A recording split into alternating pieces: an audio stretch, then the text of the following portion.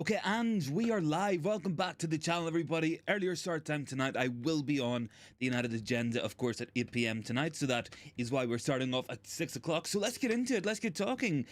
First and foremost, I want to get talking about a potential power struggle, a conflict of interest between Ten Hag and, of course, Sir Jim Ratcliffe. I think it's quite interesting. Look, from the surface, everything looks very good at the minute. Obviously, some positive headlines coming out. Ratcliffe meeting the United staff, being around Carrington, being around Old Trafford all week. But I do think there are issues, and I think some of it is starting to come to the to a forefront, really. And we're seeing some of this coming out tonight and over the last couple of days. This is something I think we originally covered on the Tuesday show. Obviously, we weren't live last night, but we were live again tonight. So it's kind of grown from then. The story hasn't gone away. I think it's kind of grown since then. We've seen more added to it. And I want to go through something that the Muppeteers had said. Now, look, Muppeteers have been a really good source for everything United, probably for the last 2 or 3 years. Really, really solid stuff.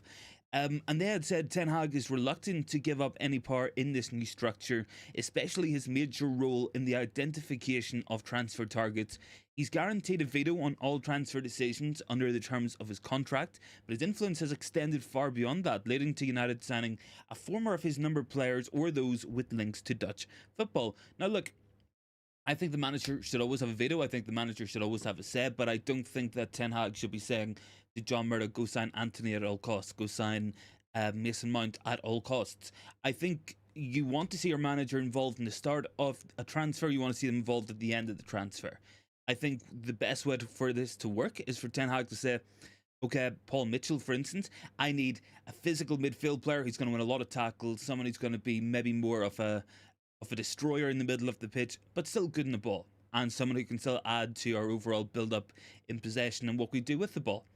And then Paul Mitchell will go. He will look at what he's got. He will look around. He might get 5 or 6 different players, and then we might struck a deal for one of those players, and it might be Amadou Onana from Everton, for instance, and then he'll go back to Ten Hag and say, look, we've got this deal done, it's Amadou Onana, are you happy with the player? If he's happy, then we take it from there as well. That for me has got to be the way you do it, start and finish. I think he's had too much control, and I largely think it's because of the guys above him. We're talking the likes of Murdo, we're talking the likes of Arnold not really having much of a clue. Jarl is down there, good day from the press conference and the meeting earlier in the day. It sounds like they're seeing eye to eye and it's not a power struggle. I think it'll be interesting to see what way it plays out. I think it will be an interesting one, because Ten Hag will probably have got a lot more control at Manchester United than what he had at Ajax, and I think at Ajax he really did well under Van der Sar and Overmars. They were kind of the two sporting figures ahead of him in a lot of respects, and if this whole Ratcliffe structure comes in as we expect, and it's Mitchell, it's Blanc, it's Ashworth, or it's Friedman, or somebody like that, then I think, yeah, that's probably similar to the environment that he originally did so well in. I think that allows him to be a coach, that allows him to work on the team, and that be his responsibility. And I think whenever we're looking at what he was saying before he joined United, he didn't want to be the sole person in charge of all football operations at the club. He wanted cooperation. He does know that ultimately the results and points on the pitch is what he is going to be judged on. So I don't think he should have to have dealt with the Ronaldo situation, the De Gea situation, the Maguire situation, the Sancho situation. I think all this with the takeover, everything else going on in the club, has definitely distracted the man from his overall duties as head coach. And I don't know if he's able to fully focus on that job, or if we've even seen Ten Hag focusing on what he was meant to do in the first place. That's his sole focus. I don't know if we've managed to see that as of yet. And I think it made it difficult for him. I think it would make it difficult for any manager. It's a lot to juggle. This club has been a mess for a very long time. So I do think that those big appointments need to come in. I think they need to take some kind of power off him. And I think if he's reluctant to do that, that might be a concern for his overall chances of staying at the club long term. I don't think there's any immediate plan to change him. I don't think that's going to be on Ratcliffe's agenda in January. I really don't. But I would say that if he's unwilling to work with the new structure coming in, and if the results don't pick up by the end of the season, we might see a situation where they might say, let's get somebody else in who's going to work with us, who's going to cooperate with us, and we're all going to collaborate on this sporting project at the club, and they can focus on the coaching and running of the team. We can focus on the recruitment, and we can focus on the overall sporting direction of the club, what way we're going to be heading into the future. And I think that's maybe the best way to work things. And all top clubs work like that. You had Michael Edwards at Liverpool did that for Klopp. You have I think Sticky at Man City has done it for Pep Guardiola, and it allows them to focus on the coaching. It allows them to focus on their job, and you probably get better results out of it. And I think Ten Hag probably would be in a better position if he was solely focused on trying to get that team to work. I really do. Let me see who we got down below. Garnacho is saying Ten Hag trying to keep transfer control when he signed the fidget spinner. Anthony. I mean, I've seen that one before. I really have. Stephanie's down there. Big ups to you as well. Yes, we're talking Timo Werner as well. He has been linked to the club. That is something we're seeing. I can't say I'm really for it. I would rather give Joe Hugel a chance, because I don't think a striker is our priority. I really don't. I don't think it matters who plays there, because they're not going to get the chances anyway. So we might as well just stick with what we got and try to get more chances made for the players we have. That would be my preference. Stephanie says see you on TMU as well. Let's see. Got Hot Fuzz as well is saying Voldemort versus Harry Potter at Old Trafford Wort is going to be a battle for the ages. Big T says, in fairness, Werner can probably score more than Højlund has. What? Hot Fuzz as well down there. It's good to see everybody back on the channel. Thanks very much for popping in kind of early tonight. Yeah, look, I want to get talking about this because Højlund's one of those players I feel really bad for, because when I watch him, the guy gets no service. And I think if we actually look at it stats wise, it's something like nearly 50% of his matches he's getting 0 XG in, because he's literally not getting a chance. I'm getting one more pass per match, one less pass per match than Højlund has been out of the wide players in the last 2 months. Like, these are the conditions. Big T says goalkeeper should be priority. I think priority's got to be some kind of midfielder or something to try get some chances made, because despite the lack of chances we make, we're actually still overperforming our XG, which means that we probably should have even less goals than we currently do. And that kind of fits into the narrative and the kind of vibe we've had around this club all season, that even when we've won, maybe we haven't deserved to win, or it's been lucky that we've won. Arthur's down there. Should sign Luke Littler. Maybe we should be signing big Luke Littler as well. I mean, that man can hit the target, like... and I think he's a United fan as well, actually. I do think he is, to be fair. 15 votes in that poll. It's interesting. More people are taking Werner than I expected. Can't say I saw that one coming. Arthur says Leeds are the best team in England. I don't know if I agree with that. I really don't.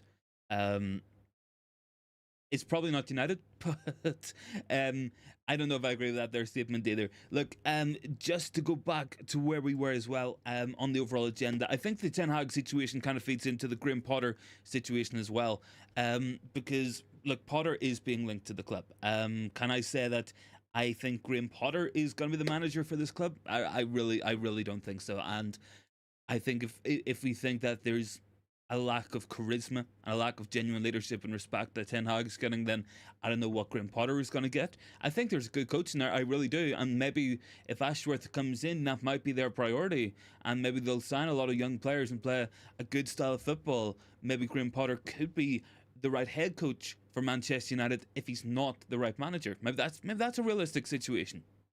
Maybe that's something we could work towards as well. But I think the manager of United is always going to be more than just a coach. I don't think it's ever going to be a position where they're turning up, they're getting tactics into the players, they're picking the team and they're going home. I think they're always going to be the figurehead of this club, for better or for worse.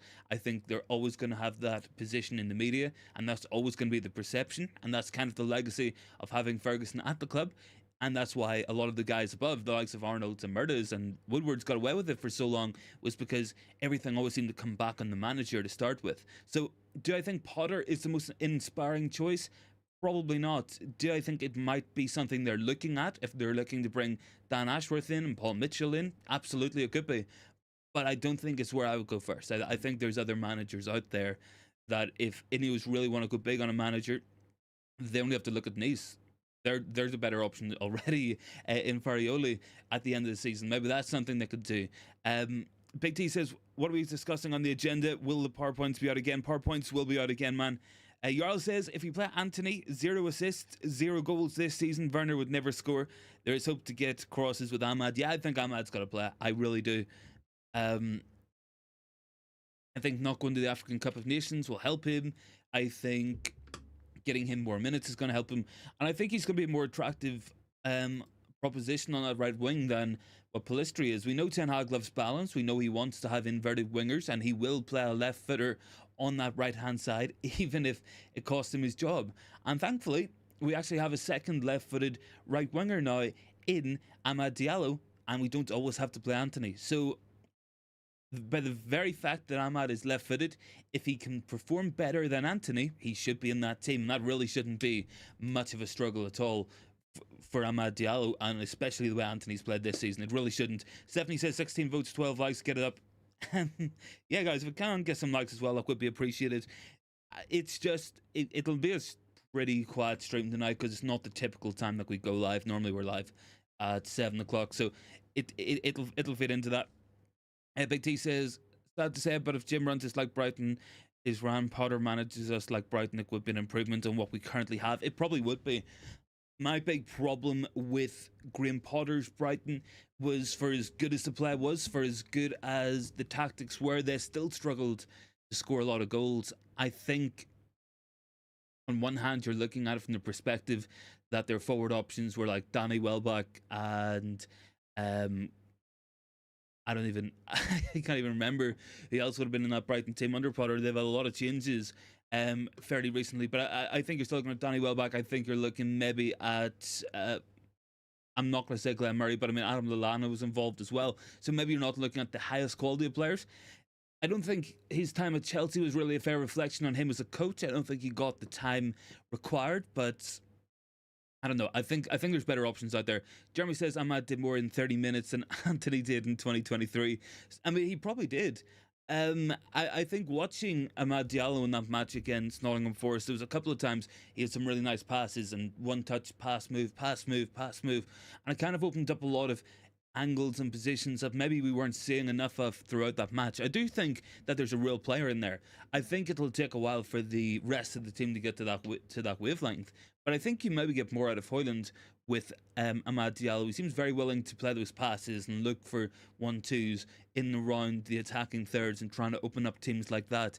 So maybe you get more out of Hoyland. Maybe you get more out of the forward line. Big T says, if we had a manager that scored a lot of goals, we didn't want him and his name was Ollie. I mean, yeah, look, we scored goals under Ollie. I think there's always going to be some aspect of revisionism with Ollie as well. I mean, personally, Ten Hag has managed to keep his job through worse form than what Ollie lost his job in. That much is undeniable as well. But I also don't think the Ollie football was maybe the best as we remember it. Yeah, look, there was really good matches, and we had a team that scored a lot of goals then. But then obviously we changed the way we played. We signed probably the wrong players in Varane, Ronaldo and Sancho, and it kind of derailed what we were building towards. Stephanie's down there. Will Ten Hag ever try Anthony on the left? I can't see it, Steph. I really can't. I think he's just happy with him on that right-hand side. I don't know why either. I really don't know why, because none of us are as qualified in football as Ten Hag. None of us have coached Champions League semi-finalists. None of us have won the Dutch league, but I think we can all look at Anthony and say it's not working with this guy. We're not seeing any kind of end product. We're not seeing any goals, any assists, anything like that there. Jordy says, Werner to United rumours strong or just hyping? They seem to be quite strong, actually, man. They do seem to be picking up quite a bit of momentum. A lot of the German sources are really running with the story, and it's the same German sources who ran with the Sancho back to Dortmund story. So you're looking Christian Falk, you're looking at Plettigol. Those are the kind of journalists saying that there could be in something in Werner to United. I can't see it working, because Werner was a player who struggled to score despite getting a lot of chances at Chelsea. We don't make any chances at all, so there's probably no sense in signing Werner, if we're being honest with ourselves. Big T says Potter can't handle superstars, but we want to get rid of the superstars. We're going to have to go backwards before we can go forwards. If Potter can get us back to basics, that would be a start. I would agree with that as well. I think we are going to be going backwards before we go forwards. I think a lot of the big name players will be moved on, and it will be a hard reset. So maybe Graham Potter is the type of manager you look to bring in at this point to deal with a squad of young players, and you're going to be signing presumably younger players um, whenever Ineos take over. So that's probably going to be the model going forward. I can see us doing it. I don't know if it's going to go well. It might be a backward step for the minute. It's hard really to say that it's a backward step when we've been so bad as well this season. But certainly, look, I think it's going to be a while before it really starts to pay fruition. Down the goes, look, later, give us a 180. Let me see as well. Jarl saying the media talks about Werner to United. I think the Leipzig striker we could loan could be Sesko instead. I mean, look, Sesko's a brilliant player, a really, really top striker, and I really wish we'd managed to sign him at some point. I think it was always going to be difficult once he was kind of bursting on a Salzburg, obviously within the same RB group, so that was a concern in that their way, and ultimately we couldn't get a deal done. Jeremy says Anthony just needs to spend every waking moment learning how to use his right foot. He runs into dead ends because he cannot cross. Yeah, he does. And that for me is a massive frustration, because a lot of the time we tend to get down that right wing, and defenders just know if they show him onto his right foot, then they've beat him. It's so predictable.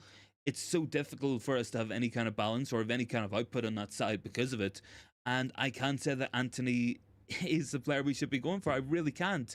And I'm sure you guys feel the exact same, that Anthony's not a player we can trust and a player who we're going to get a lot out of. I said over the summer, look, I remember it really clearly, saying that both Sancho and Anthony needed to have big seasons. Ultimately, look, it's proved to be a big season for Sancho despite not playing. And who knows where that's going to lead and where that's going to go to. I think Anthony had to have a big season going into this, because there was glimpses last season. Maybe not a lot of them, but there was glimpses that there might be a player in there. And he just looks to have gone backwards. He just looks to be absolutely hapless out there half the time on the pitch. So that's another big concern for me as well, is seeing what kind of player we're getting out of Anthony throughout the rest of the season. Big T says, my concerns will be if we're going to use Potter as a stopgap until Southgate is finished with England. If Southgate is ever manager, I'm done. 1 second in the management. Yeah, man, look, I can't. If Gareth Southgate is the option that we go with long term, then it's going to be Ratcliffe out right away. It's going to be, it's just going to be get those guys out. But I don't think it will be. I think we're more likely to look around. I think we're likely to shop around. I'm sure that we're already talking to people and we're having agents propositioning us at the minute. It is quite quiet on it. It is, and I don't think we're going to see any real movement on the manager anytime soon, because I think we've still got 3 or 4 weeks until Ratcliffe and Ineos are officially approved as the owner to Manchester United, so that's going to take a while to get that done. Then it's going to take a while to get Blanc in, to get Ashworth in, to get Mitchell in. This will all take time. I would say maybe you could look towards March as kind of a deadline for them to start. And then if you're in March, the season's probably over by that point. Is there any sense sacking the manager with 2 months left in the season if there's nothing to play for? I don't know if we will. I don't know if we'll do that there.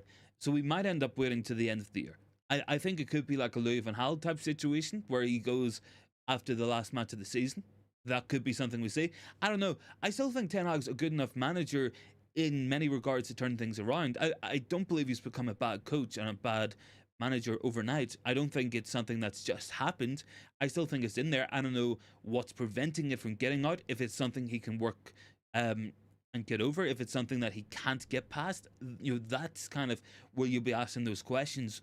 Will he last long term? Will he be long term? And he can't change. I can't see him lasting at this club. I really can't. Jarl says, why would we ever want Southgate? He hits United with a passion. Daniel goes, let's ask the real question. Scrunch or fold? And Jarl says, I would hire Mourinho before considering Southgate. Yeah, look, I'm sure a lot of people would. And look, I'm seeing a lot of talk as well, and a lot of people online saying they would love to take Ole Gunnar Solskjaer back under a new ownership. I can't see that happening. I really can't. But it does ask some interesting questions. It opens some interesting doors. I personally can't see it happening. I would be absolutely stunned if Ole Gunnar Solskjaer became the next manager of Manchester United. I would be absolutely stunned. Look, guys, if you would take Ole back, let me know down below, of course. Look, we will move on. I want to get talking about some transfer stuff as well coming out that we do want to get talking about. So I think when we're looking at players coming in this window, I think it's very limited. Of course, I'm going to be on United agenda later on. Going to be talking about this as well, but I think we're all kind of the consensus that it's going to be a very limited transfer window. I don't think we're going to see permanent signings. We might see someone brought in on loan. We might see a free, maybe, if such a thing can be done. But I can't see us spending money. I don't think the money's there. I don't think the money is going to be made available for us in this window. So I would be absolutely stunned if we go out and sign a lot of players. Look, Sancho to Dortmund, that looks to be pretty much done at this point. Wan-Bissaka's contract extended yesterday as well, but I don't know. Not really too much in terms of players coming in and incoming players. Obviously, Reguilon has left the club. That's done. Donny van de Beek has left the club as well. So these are these are decisions that are being made as well. But I think the big one's maybe Michael Olise, and I think that's an interesting one because Olise kind of speaks to what Radcliffe and what these rumours of Radcliffe's and Ineos' plan has been going forward, and that's kind of to build a Premier League core at the team.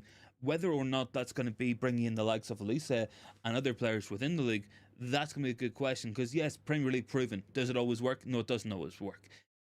Or do we get charged an absolute fortune no matter who we go to sign a player for? Absolutely we do. So is it worth paying £40 million for someone from the Dutch league when we could have someone for 50 million from the Premier League? You know, these are the questions I guess that they're going to be asking as well. Stephanie says Southgate equals Maguire stays. Horrible thought. Both them at United. One's bad enough. Yeah, I mean, I could just say it now. Gareth Southgate making Harry Maguire United captain. Once again, that wouldn't be something a lot of people would be happy with. Big T says Ashworth and Potter worked better in the past. Radcliffe interviewed and liked Potter for the Nice job. It's looking highly likely Potter is coming. Is it just a case of when? I mean, it might be. It might be a case of when. It could be just paper talk. It could be conjecture. It might happen. Who knows? Jarl says, don't know. Don't have to worry about Ollie. He works in UEFA now, and I think he'll be leaving off. So Besiktas was trying to sniff and get him. Yeah, there was talk of that as well with Besiktas. Big T says, I actually think Ollie with a better structure above him would do better. Ollie wanted Haaland, and don't forget Brailsford would probably have said yes. He probably would have. Rajad, good to see you, man. Thanks for hopping in. I would say, yeah, look, I think Brailsford, I'm not too sure what his role is going to be. I think he might be like a kind of chairman. He might be kind of the link between Radcliffe and Ineos and the Manchester United overall board. From the talk coming out in the papers today, it does look like Brailsford's sole focus is going to be moved to United. So that is an interesting one as well. Obviously, look, he's not a football guy. He is a sports guy with the cycling, and a lot of his belief is about getting marginal gains and all that sort of stuff. If we can improve 1% of every aspect of the club, and that's really going to help us long term, and those are going to be the things that will help. I think, yeah, look, it's going to be Radcliffe, it's going to be Brailsford. These are the guys going to be working with Blanc, and then we'll have that structure underneath him. We'll have, of course, Ashworth, we'll have Mitchell, and then we'll have a manager, and these will be the three men running the sporting side from the day to day. Stefan goes, Amrabat, what's happening with him? Is he staying till the end of the season? I think Amrabat is staying till the end of the season. Yes, Stephanie. I think the plan looks to be at the minute for him to go back to Fiorentina. Now, look, the initial suggestion was that we were going to get him signed permanently. It could cost about 20 million. It's that option's still on the table, but most people seem to think he's going to be going at the end of the season. That he's not going to be kept on. He maybe hasn't impressed as much as we thought he would be. And I'm not too sure about that. Do I think he's a decent player? Yeah. Do I think we can do better? Yes. I think he's probably not a starter for me long term. Rosat said Brailsford was okay to good at Nice. Sort of mad that Reguilon left. Big T says the players cry about running with until Brailsford gets him cycling. Absolutely, man. Look, I mean, a lot of these players and a lot of the names are being linked to are just going to make these players run even more than what Ten Hag's had them running. If it's Potter, if it's Nagelsmann, if it's anyone like that, then they're going to be putting in marathons every match, and they're going to have to either like it or lump it. That is the options. Irfan is down there. Breaking news, Nicolo Barella and Lautaro Martinez is coming. I don't think they're coming at all, man. I mean, I would take Barella, yeah. I absolutely would. Jeremy says, would love to see Onana, Alvaro Fernandez, Lazio Varane, Dallo, Casemiro, Menu, Hannibal, Garnacho, Hoyland, and Ahmad Youth in. Those could be potential options. I don't think we're going to call Alvaro Fernandez back. I can't see that happening. Have some interesting stuff to go through anyway here. I want to get talking about an article coming in from Emily, I think it's Emily Saunders. So she said Ratcliffe and the Ineos delegation were at the club today. Yes, we know this already, of course. And they met manager Erik Ten Hag yesterday. They also met with the Manchester United women's team manager Mark Skinner, his staff, and the players in the new training building as well. So certainly, look, they've been doing the rounds. I think it's probably not actual policy setting or anything like that. It'll probably have just been how things been over the last 2 years. What is the plan here? What do you guys think is going to happen? Where's the issues coming from? That's what I think we're having at the minute. Ornstein has said as well, Sancho's move to Dortmund getting closer to being done, with all parties expecting it to be finished very soon. So he will take place in Dortmund training camp in Spain. And as well as that, Ornstein has said there is no imminent suggestion of a Ten Hag departure at Manchester United at the moment. So maybe we're wasting time when it comes to looking at Potter. I'm not too sure. I think we'll still be looking at him regardless. I really do. But I don't know, guys. It is an interesting one. I think there's things we need to do in this transfer window. I think there's plans we need to go through. And I think one of those is going to have to be maybe looking at someone like Hannibal. What's happening there with Pellistri? Where are we going with that one? Where are we going with Amad Diallo? Is he going to be playing every week? Is he going to come back into the team? Is he going on loan? What's happening there? Joe Hugel, another one. Dan Gore, other players potentially could be heading out as well. I think there's questions to be asked of Martial's future, Varane's future needs sorted as well. Where are these players happening as well? Big T says maybe Mount and Werner will strike up a partnership in light of the Premier League. I'll believe it when I see it. I really will. Stephanie said if Brailsford improves us by 1%, Ratcliffe owns 26%. Yeah, I mean, look, Jim's going to be owning 29% pretty soon, I think, once his £300 million investment goes in. So that's going to be something as well. So that kind of puts him closer and closer to the 50% mark that he will need to have control. So I said he'll be getting Ding Donker and Gabe White. I hope we're getting Garassi as well, but I don't think we will. I mean, look, I would absolutely take Gibbs White as well. At some point, I think there's a really good player in there, a really hard-working player, very physical, dominant, really good legs and a really good engine. I think there's a good player in Morgan Gibbs White. I can't see Den Donker. I can't see Garassi either. I think it looks to be something Bayern Munich are floating around. So I'm not too sure what the plan will be there.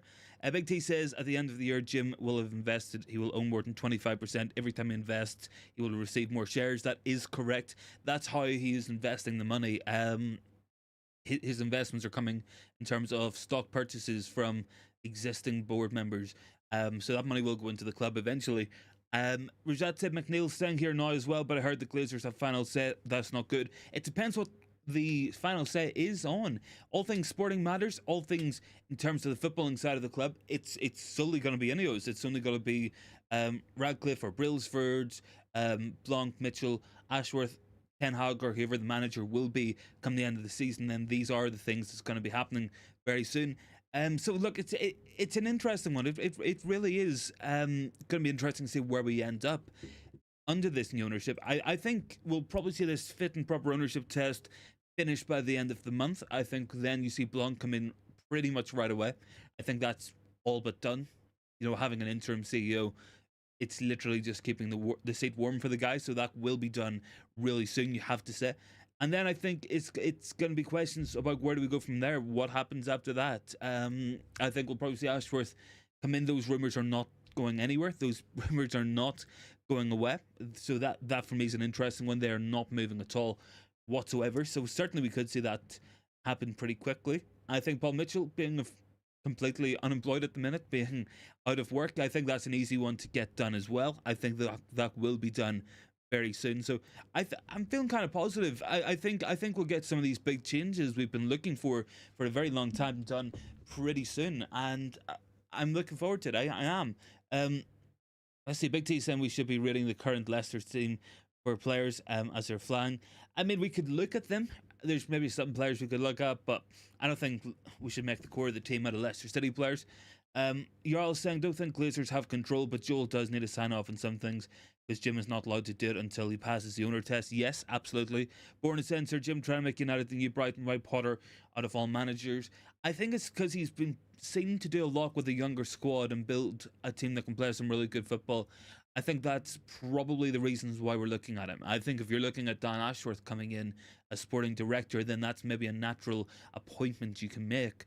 They've worked together at Brighton. They've done that before, and the Brighton project has been heavily lauded by Ineos in terms of its success as well. I mean, I don't think Potter's the perfect choice. I think there's issues there because, look, like I said, I still think it's a pretty underwhelming choice. I don't know if he's got the charisma for the job, and rightly or wrongly, no matter who is the manager of the club, they're always going to be seen as a figurehead. Even if they're only a head coach, even if they're only there to coach the team, pick the team, and get the tactics across, they're always going to be judged on the overall success of the place. Big T says Jim clearly has a say in some football. For example, our new sponsor is also a Mercedes sponsor. Yes, Snapdragon, that will be, I believe, the shirt sponsor from next year. Stephanie said, will be interesting to see all our rivals strengthen in January. Yeah, it probably will be. Players will go out, the other teams will go out there and sign players. We could sign players if we had the takeover done by this point. We could sign players if we had any money in the club, but we have neither. Jarl says, Chelsea and Arsenal do need to sell before buying someone. Liverpool could get someone, and City are already getting at least one player. Yeah, look, City are looking busy. I think you'll probably see sales from Arsenal and Chelsea. You probably will see some of them players go out either on loan or on permanent deals. And look, as we know, Chelsea find ways to get around the rules with these amortizing deals and stuff.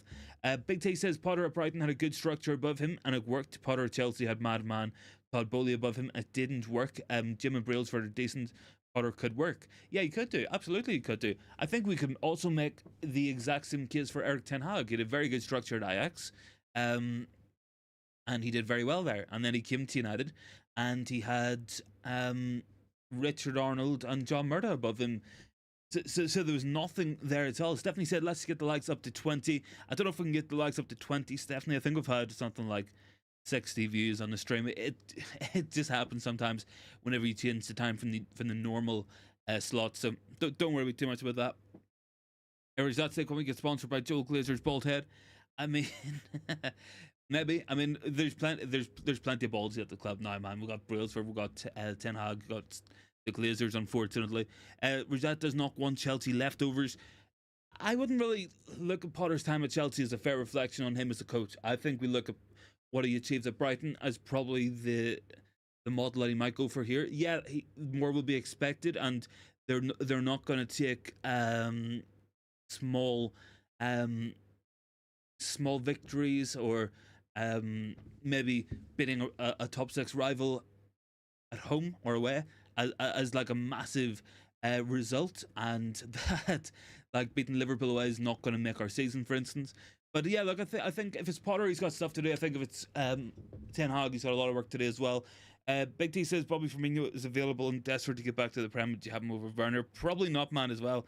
Stephanie says, do you think McLaren had? I'm not sure what that is, Stephanie. Let me see as well. Just interestingly enough, guys, look, this is something I've been talking about for a long time as well on the channel, and it's a lack of fuss that we make about these refereeing decisions. We can see the clear impact it has at Liverpool. We can see the impact it's having at Arsenal. I mean, Arsenal have officially submitted a complaint to the PGMOL over the rough treatment of Bukayo Saka in the Premier League in recent matches. But the winger is only the 5th most fouled player in the league. So 4 people have been kicked more than him. Bourne has said, we can never be a club that builds youngsters like Brighton or Ajax. It can't work. It's like Real Madrid. You've got to expect them to buy top prospects.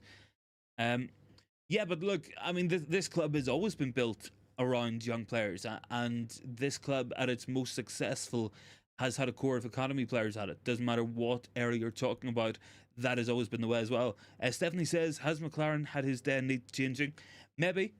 I don't know if we don't really know the ins and outs of the overall of the overall makeup of Erik Ten Hag's backroom staff. It's not kind of like when McKenna and Carrick and Ollie were here, where there was talk of them not being qualified to do their jobs. I think all those claims have been nonsense due to their performances at Ipswich and Middlesbrough respectively. But I don't know. It's an interesting one. You do kind of sometimes get the feeling that if Steve McLaren, for instance, is past his best and he maybe needs changing, and then Eric Ramsey is continually being linked away with moves.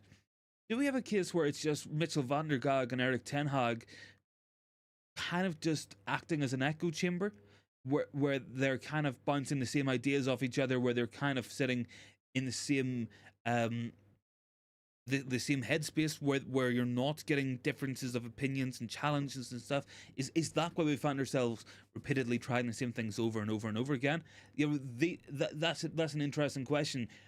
Who is Erik Ten Hag trusting within Manchester United at the moment to make a lot of these calls? You know, these are interesting things as well that I'm sure will come out at some point as well. Big T says Southgate and McLaren both have Middlesbrough links. It's all starting to make sense now. And Big T says, I don't know what McLaren does at our club. I know his job title, but what does he do? I don't know either. I'm really not. Like, it does look like he was brought in to be a link between the Dutch speaking of Ten Hag and Mitchell van der Gaag and the history of Manchester United. I mean, there was other people we could have got for that job. You could have went for Jaap Stam, for instance. You could have went for Robin van Persie, I think was looking for a management job at the time. Rajat said we need another set piece coach, and we don't score enough and can say too much. Yeah, look, I mean, we brought Eric Ramsey in 2 or 3 years ago, and we barely score from corners, and we concede far too much. Jarl says, I'm feeling a lot of people will be losing their job. We have a massive amount of staff at the club. I think there is a lot of staff, and I think a lot of them is going to be changed and chopped. You can see a lot of chopping and changing. You're probably going to see a lot of interesting calls being made there, but I guess we're going to find out pretty soon. I have an interesting update I want to talk about here as well, guys, from David Ornstein. So he's saying the feeling in the industry is that Ineos will probably be appointing a sporting director and a head of recruitment to work beneath Brailsford and Blanc and Ratcliffe. So that kind of comes into what we're talking there. I think Mitchell's going to be recruitment. I think Ashworth's probably going to be the guy for the sporting director's job as well. So that for me is certainly going to be the case. Just another update as well from David Ornstein on Jadon Sancho. The Sancho deal to join Dortmund is on course, as has been widely reported. Beyond that, we're expecting a loan or two unless funds can be raised through exit for anything more substantial at Manchester United. Ineos cannot do much until the investment has been ratified, and that's not expected to happen until after the January transfer window. So for United recruitment, it could be all eyes on next summer with potential short-term loans. I mean, it's going to be Wout Weghorst again, isn't it? It's going to be Wout Weghorst, and it's going to be Marcel Sabitzer type signings. And that's what we're going to be hoping for the best here, clearly. Rajat goes, will Radcliffe clear house? Do we know, did Arnold leave the club? Arnold has left the club. And look, we come back again to that old Jose Mourinho quote. Watch and see where Richard Arnold goes next. Watch and see where John Murdoch goes next. Where do they work? How do they work? If they work. If we wanna have an interesting comparison, watch and see what those guys do next, because I guarantee you probably never hear of them again. You genuinely do. I mean, only at this club do you have someone like John Murdoch learning how to be a director of football on the job. Only at this club do you have Richard Arnold getting the job of CEO because he was Ed Woodward's best friend. Big T said, did you hear the architects that did the Spurs Stadium are advising the club that Old Trafford needs knocking down and rebuilding? Where would we play? I think that brings big questions up. There's no real stadiums in the north of England that we can play in. You cannot just move United to Wembley. We've never that would just never go down well. I don't think that's feasible. But I really don't know where we would move. Like, I'm really don't know. Rizal goes, won't get another footballing job at top clubs. Probably not. No, you won't. You won't. Stephanie says we'll play at the Empty Hut. I don't know. I mean, we played at Main Road before. Old Trafford got bombed in the Blitz, and we played at Main Road. I don't think it will be anyone's first choice. I really don't. Who knows? Maybe we'll do a stadium share with Salford City or something like that. Bath time. Hello to you too, man. Thanks very much for joining in. Just live here on the channel really quickly for probably another 10 minutes or so. And then obviously we'll be on 8 p.m. on the United Agenda. Guys, make sure to check that out as well. Really good channel. Looking forward to it. I think it's Rebel and Mr. B on tonight as well. So looking forward to that one. And back will be on pretty soon as well. So hopefully gonna have a good show. Hopefully see some of you guys over there as well. Look, the Ineos talk is interesting. Is Ten Hag falling foul? Is going to be an interesting development. It's all something to keep an eye out. But it's almost been 11 years, guys, since David Moyes was appointed manager. It's almost been 11 years since we had this stuff as well. What is Batam saying? He was saying Arnold gave an interview 18 months ago saying Anfield and the Etihad were off the table and any rebuild would be over a few seasons. Yeah, he did. I remember something along those lines. I also remember he had a no dickheads policy as well, and that didn't particularly work out too well for himself. Obviously, a lack of mirrors in the Arnold household. But yeah, look, stadium's an interesting one. I know that they're being advised to knock it down. I personally would like to see it rebuilt. I would like to see it completely done up from the top to the bottom and just keep the same stadium like we've always had. You know, that would be my preference. I think there's so much history. I think it's a massive shame that you're seeing clubs like AC Milan and Inter Milan leaving the San Siro. I think what Madrid did with the Bernabeu was probably what I want to see us do, but obviously they had the Academy Stadium where they played at for pretty much an entire season whilst that work was getting done. So how feasible is it for us? Bath Time says the league table. Ratcliffe's played Goodison Park despite Liverpool. I mean, we could do. But I don't know that's a good call either. Let me just Google 1 second. Let me just see what the biggest stadiums are.